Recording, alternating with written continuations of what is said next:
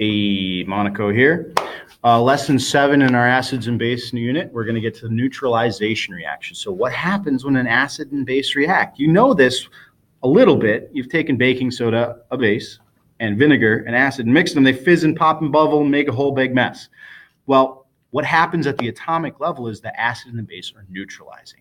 So we're going to go into that in more detail in this particular lesson. So neutralization. This is a great visual for what's going on. So NaOH, a base, and HCl, an acid, hit each other. Well, in the picture, I'll draw here a little bit. I'll illustrate what's going on. The hydrogen from the acid and the sodium from the base, they kind of swap. So this is like a double replacement reaction. So the hydrogen ends up with the hydroxide, and the sodium ends up with the chlorine. So we got sodium chloride and HOH. HOH, that's the same as H2O. So we get water. And NaCl, that's ionic. We call that a salt. So the two products of any neutralization reaction are water and salt. Water is neutral, and salts don't produce acidic or basic ions in solution. So there's nothing left over to make the solution acidic or basic. So it's called a neutralization because the pH comes into about 7 when we're all done. So this is another visual of how it's done. So the hydroxide OH, the red and white sphere, and the hydrogen, the white sphere from the HCl, come together to make H2O, leaving Na and Cl left over to form an ionic compound.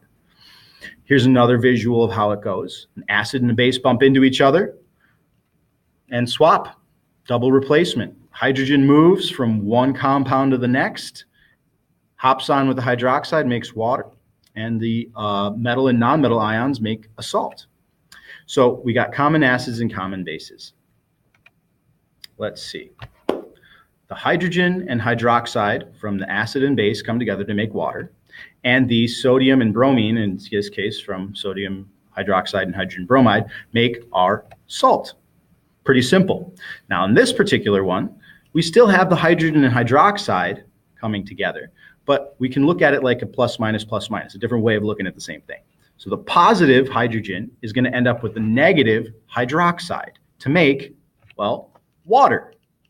And the negative sulfate and positive potassium are going to come together to make a salt, potassium sulfate. Now in this case, you got to do a little balancing because sulfate is a -2 and potassium is a +1. So you got to squeeze a little 2 in there, K2SO4. All right, that's kind of how it works out. You got to balance these things proper.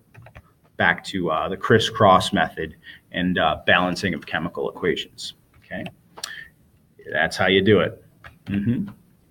Now, a triprotic acid, which means it's got 3 hydrogens, is going to react with a simple base. So we got 3 hydrogens.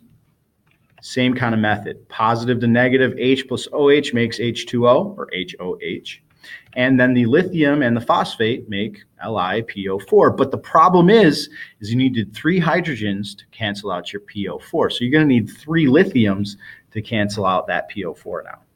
And so we then triple the lithium hydroxide amount to see that we would actually make 3 waters as well. We had 3 hydrogens to give up, so we need 3 hydroxides to take them, which is why there's 3 as mole coefficient in front of LiOH and 3 in front of HOH, because you would make 3 water molecules. So here are some balanced neutralization reactions to do. Okay, so let's use that method where the H and the OH combine and the Br and the K combine. So HOH, that's our first thing, water, and Br and K. Well, K and Br combine together in a 1-to-1 ratio because K is a +1 and Br is a -1, so we have no balancing to do. Number 1, check, we're done. Next one, simple way of doing things. We're going to take the hydrogen from the acid and react it with the base, the hydroxide from the base. We're going to get HOH.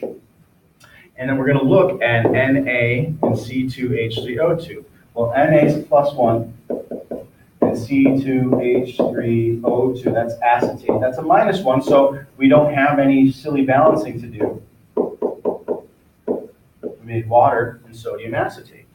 Our next one, we're going to do the same thing. We're going to take the hydrogen off the acid and and smash it into the hydroxide from the base. So we're going to make HOH, and we're going to take the metal potassium and put it in with a phosphate, KPO4. Now we have to check our balance. K is a +1 ion, and PO4 is a -3. So we need 2 more K plus 1. So we're going to say K3PO4. And that means that we had to triple the amount of K, which, as we can see, we had 3 hydrogens, and now we have 3 hydroxides. So we would make 3 waters at the end. The last one seems to be almost balanced for us. We got an H and an OH, so that'll make HOH, water. And then we got Ca and O3. So Ca and NO3. Now we got to check our subscripts. Calcium's a +2, and nitrate, NO3, is a -2. So, yep, we are good to go. The only thing we have to realize is that we had 2 H's from 2HNO3 and 2 OH's from the CaOH. So we're actually going to make 2 water molecules in that process. Neutralizations are just double replacements. You just remember every time you make one thing is water, HOH, or H2O, however you want to write it. And the other thing is the salt formed from the other ions left over. They have no other choice but to get together. And that brings it to an end of neutralization. Lots of those to practice in the packet. Double replacement reactions, look to make water, and balance your salts, subscripts. That is what I have to say to you about writing neutralization reactions. Thanks for watching. Talk to you next video when we're going to do titrations, calculations. Where's my button? I'm going to click it, turn it off.